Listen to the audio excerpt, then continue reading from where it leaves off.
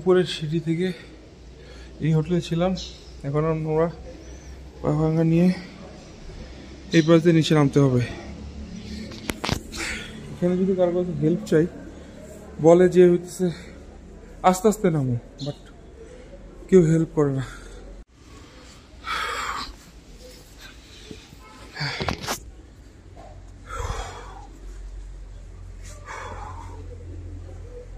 গতকালকে এই সিঁড়ির এখান থেকে উঠে উপরে গেছি।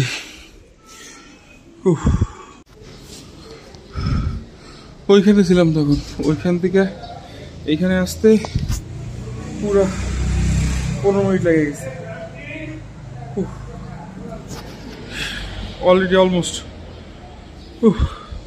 কালকে রাতে মণিপাল হসপিটাল থেকে হচ্ছে প্লাস্টার করে তারপর হচ্ছে ওই সিঁড়ির উপরে হোটেলে ছিলাম। এখন আমরা চিন্তা করতেছি শিলিগুড়িতে গিয়ে ডাইরেক্ট হচ্ছে বর্ডার ক্রস করে বাংলাদেশে চলে যাবো। তাছাড়া আর কোনো ওয়ে নেই, কারণ tour fail, already broken my leg.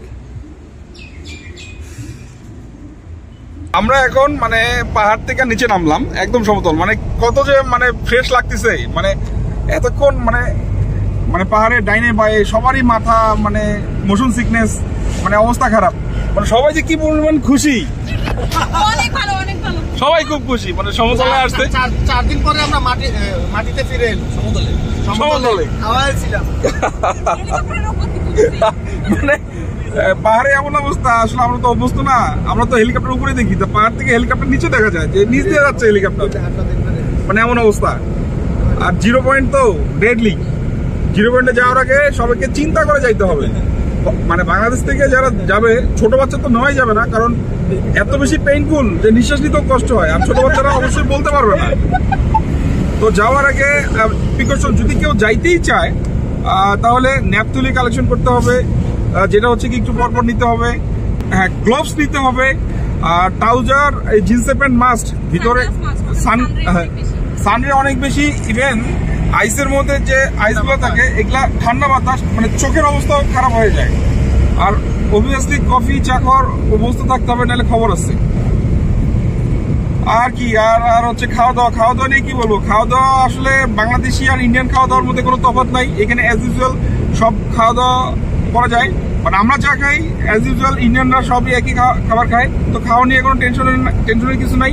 আপনি ভাত, মাছ, ডাল, সবজি সবই পাবেন, যেটা খুশি খাইতে চান একটু কষ্ট করে খুঁজলেই পাবেন। আর জার্নিটাই মেইন ফ্যাক্ট। সকাল 7টা থেকে মনে করেন হচ্ছে এমন অবস্থা যে আপনাকে 0 পয়েন্টে যাবেন। 0 পয়েন্টে গেলে আপনি 12টার দিকে গাড়ি ছাড়বে, আপনাকে পৌঁছাই দিবে রাত 8টার দিকে লাচুংয়ে যাওয়ার পর সেদিন মানে থাকতে হবে হোটেলে। সেইখানে থাকার পর সকাল 7টার দিকে গাড়ি ছাড়বে 0 পয়েন্টে যাওয়ার উদ্দেশ্যে। ওই পাশে পড়বে ইয়াংথাং ভ্যালি। যদিও আমরা ইয়াংথাং ভ্যালিতে নামি নাই, ইয়াংথাং ভ্যালিতে থেকে আরও উপরে, যেটা হচ্ছে 16,000 ফিটের উপরে হচ্ছে 0 পয়েন্ট। তো 0 পয়েন্টে যাওয়ার পর যে অবস্থা হয়, যেটা আমার পা ভাঙছে, আমি যেটাই গতকালকে আমি দেখাইছি।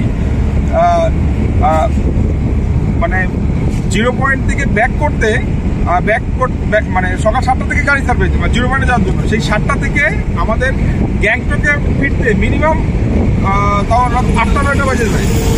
এই কয় ঘন্টা হলো তাহলে?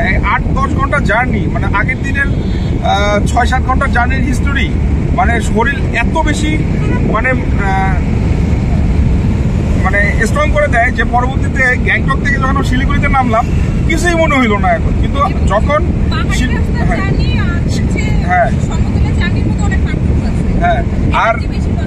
আর যখন প্রথম আসলাম যে শিলিগুড়ি থেকে গ্যাংটকে গেলাম, ওয়েটটা করতে খারাপ অবস্থা হয়ে গেলো। কিন্তু এখন আমাদের আসলে শরীর হ্যাবিচুয়েট হয়ে গেছে।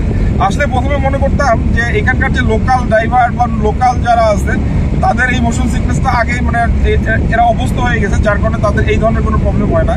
আর এখন পাহাড়ে যে স্পিডে গাড়ি চলে তার তুলনায় এখন আমি স্পিড দেখতেছি কত, ড্রাইভারটা এখন 60-70 স্পিডের মতো আছে। মানে এত ভালো লাগতেছে যে আসলে পাহাড়ে।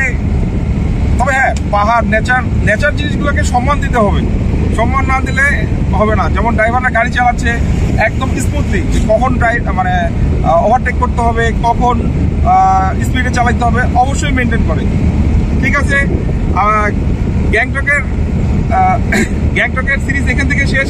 ভালো থাকবেন সবাই। নেক্সট কোনো ভিডিও আসলে আমি অবশ্যই জানাবো। আগে আমার পা ভালো হয়নি, দেখি এখন আমার ছোটখাটো একটা অপারেশন করতে হবে, বাংলাদেশিকে অপারেশন করে তারপর আমি জানাবো নেক্সট ব্লকে কি করবো। ঠিক আছে, সবার সাথে সাইন আউট। হ্যাঁ, সাইন আউট করে দিলাম, পরে আবার সাইন আউট, আবার বাংলাদেশে কি হবে। যাও ভাইয়ের সাথে ইয়ে করো। এখানে এসে দেখলাম যে হচ্ছে একটা পেশেন্ট মারা গেছে গ্যাংটকে, সেটা বাংলাদেশি একজন রোগী হচ্ছে মারা গেছে। ব্যাড লাক, আসলে ডেডলি সিকিম।